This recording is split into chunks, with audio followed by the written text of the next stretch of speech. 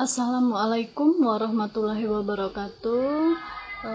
Apa kabar Ananda sekalian? Baiklah, pada hari ini kita akan melanjutkan materi pelajaran matematika kelas 8 masuk ke bab 2, yaitu koordinat kartesius. Pada kegiatan 2.1, posisi titik terhadap sumbu X dan sumbu Y, dan kegiatan 2.2, posisi titik terhadap titik asal atau 0,0 dan titik tertentu atau A, B. Baik, sebelum kita lanjutkan, kita mengenal dulu sistem koordinat kartesius. Apa sih itu sistem koordinat kartesius? Kita lihat. Sistem koordinat kartesius adalah suatu sistem untuk menentukan posisi suatu titik atau benda atau unsur geometri menggunakan satu atau dua atau lebih bilangan dan memiliki acuan sumbu yang tetap. Ingat ya, acuan sumbunya tetap. Diagram kartesius terbagi menjadi dua buah sumbu, yaitu ada sumbu X dan sumbu Y. Sumbu X biasa juga disebut dengan absis dan sumbu Y biasa juga disebut ordinat. Gambarnya seperti ini. Jadi ini ada yang garis mendatar atau horizontal, itu disebut sumbu X atau absis, dan garis yang tegak atau vertikal disebut sumbu Y atau sering kita sebut juga dengan ordinat. Ya. Baik, kita lanjutkan. Kegiatan 2.1, posisi titik terhadap sumbu X dan sumbu Y. Lihat gambarnya dengan baik. Ini sudah ada gambar diagram kartesius dengan beberapa titik di dalamnya. Ini sumbu X-nya sudah ada angka-angkanya, sumbu Y juga sudah ada angka-angkanya. Kita lihat bahwa di sebelah kanan 0, nilai X positif. Di sebelah kiri 0, nilai X negatif. Sebelah atas 0, nilai Y positif, dan di sebelah bawah 0, nilai Y negatif. Nah, dari gambar tersebut dapat ditulis posisi titik A, C, E, dan G. Kita lihat A, C, E, dan G ya. Nanti yang lain-lain kalian bisa cari sendiri. Kita pelajari sama-sama dulu yang untuk 4 titik. Kita lihat titik yang pertama. Titik A, yang ini ya, berada 1, 2, 3, 4, 5, 6. 6 di atas sumbu X. Dan 3 di kanan sumbu Y. 1, 2, 3. Itu penyebutannya untuk posisi titik A terhadap sumbu X dan sumbu Y. Bagaimana cara menuliskan koordinatnya? Nah, ini dia. Koordinat titik selalu dituliskan sebagai pasangan berurutan, yaitu X, Y. Ingat X-nya duluan, baru Y.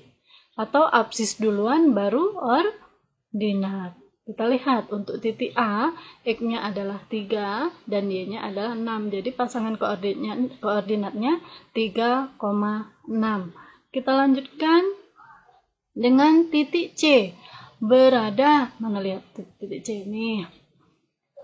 3 satuan di atas 1, 2, 3 di atas sumbu X dan 1, 2, 3, 4 di kiri sumbu Y.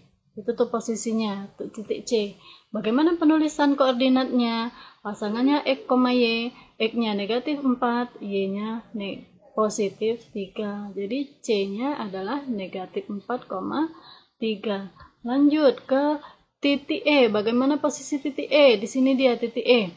1, 2, 3, 4, 5. 5 satuan di bawah sumbu X dan 5 satuan juga di sebelah kiri sumbu Y. Kita bisa menuliskan titik koordinatnya X, Y-nya adalah negatif 5, negatif 5. Sama-sama negatif 5 ya. Titik yang terakhir, ada titik G. 6 satuan di bawah sumbu X. Benarkah? Ya, 1, 2, 3, 4, 5, 6 satuan di bawah sumbu X dan 2 satuan di kanan sumbu Y. Maka titiknya adalah 2, negatif 6. Baik, mudah ya. Jadi posisi titik pada koordinat kartesius itu ditulis dengan pasangan berurutan.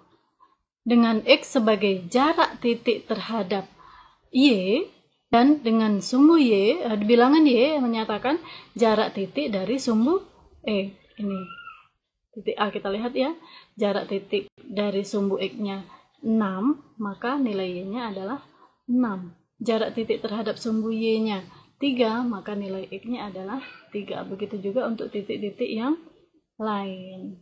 Lanjut, ada yang namanya kuadran pada bidang koordinat kartesius. Kita perhatikan lagi gambar berikut ini. Ini gambar koordinat kartesius. Jadi sumbu X dan sumbu Y itu membagi koordinat kartesius itu menjadi 4 kuadran, nak. Jadi ini ada kuadran 1, kuadran 2, kuadran 3, dan kuadran 4. Ingat, jangan salah arah. Arahnya berlawanan jarum jam. Untuk kuadran 1, nilai X positif dan Y-nya positif. Kuadran 2, X negatif dan Y positif. Kita lihat ini ya.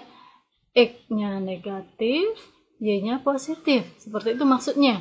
Untuk kuadran 3, X-nya negatif, Y-nya juga negatif. Dua-duanya negatif. Untuk kuadran 4, X-nya positif dan Y-nya negatif. Jadi ini pembagian kuadrannya. Nanti kalian harus bisa menentukan suatu titik itu berada di kuadran berapa. Ini ya, sumbu X-nya membagi, sumbu X dan sumbu Y membagi bidang koordinat kartesius menjadi 4 kuadran yang tadi. Dengan kuadran 1, 2, 3, dan 4 ini keterangannya. Misal kita ambil salah satu contoh titik. Misal titik R-nya 3, koordinatnya 3, negatif 6. Lihat ya, X-nya 3 positif, Y-nya negatif, berarti ke bawah. Nah, 3,5 berarti di sini titik R. Berada di kuadran berapakah titik R? Kuadran 4. Jadi ya benar, titik R berada pada kuadran 4. Jadi mudah ya, berapapun posisi titiknya, kalian harus tahu itu berada di kuadran berapa. Nanti ini pelajarannya juga bisa kalian pakai terus sampai SMA nanti. Baik, kita lanjutkan langsung saja ke titik 2, yaitu posisi titik terhadap titik asal atau 0,0 dan titik tertentu atau A, B. Perhatikan ada gambar lagi-lagi koordinat kartesius dengan beberapa macam titik yang ada di situ. Jadi sistem koordinat kartesius itu selalu memiliki acuan yang tetap, nak, di mana semua selalu mengacu pada perpotongan antara sumbu X dan sumbu Y, yaitu ini, yang di tengah-tengah ini, sebagai titik 0, atau titik asal 0,0. Nilai X-nya 0, nilai Y-nya juga 0. Gitu ya. Itu pada koordinat kartesius. Nah, bagaimana sekarang jika titik acuannya kita geser? Ya, kita rubah yang manapun itu. Nanti kita ambil contohnya. Kita ambil contoh yang pertama, yaitu posisi titik C. Titik C sekarang posisi titik C terhadap titik asal berapa? X-nya 1, Y-nya 2. Nih, X-nya 1, Y-nya 2. Jadi 1,2. Nah, bagaimana jika posisi titik C terhadap titik D? Jadi titik acuannya kita rubah, bukan lagi 0,0, tapi titik D, yaitu negatif 2,1. Sekarang berapa koordinat titik C jika terhadap posisinya terhadap titik D? Kita lihat, 1 dari titik D ya, ke kanan 1, 2, 3, ke kanan artinya positif, ini, dan ke atas 1, artinya positif juga, 1. Jadi X-nya menjadi 3, Y-nya menjadi 1. Berubah ya? Nah, berubah dia karena kita geser titik acuannya. Biar tidak bingung, kita coba ke contoh yang kedua. Posisi titik H, ini H, terhadap titik asal, berapa ini?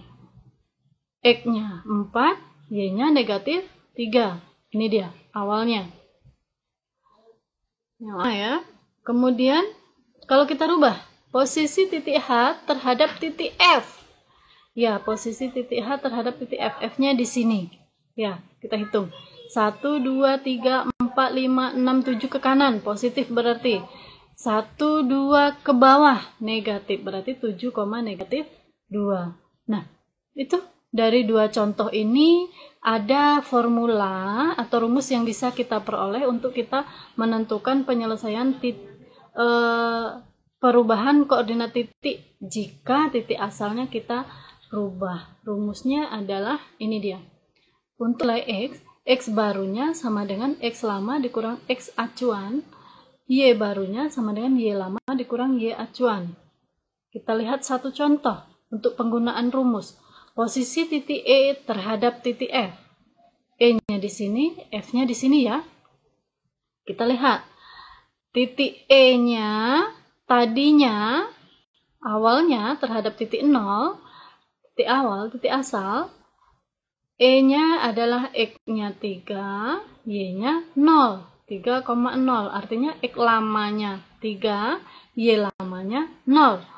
Untuk titik F sebagai titik acuan negatif 3,1.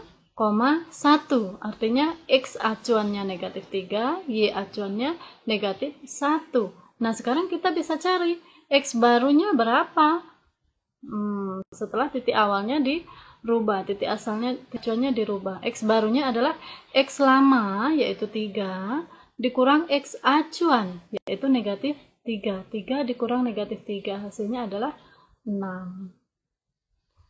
Y-nya berapa? Y baru adalah Y lama, yaitu 0, dikurang Y acuan, yaitu negatif 1. 0 dikurang negatif 1, atau 0 ditambah 1, sama dengan 1. Jadi berapa sekarang koordinat titik E? Iya, 6,1. Oke, Ibu rasa itu sudah cukup. Semoga videonya bisa. Semoga kalian bisa mengerjakan tugas yang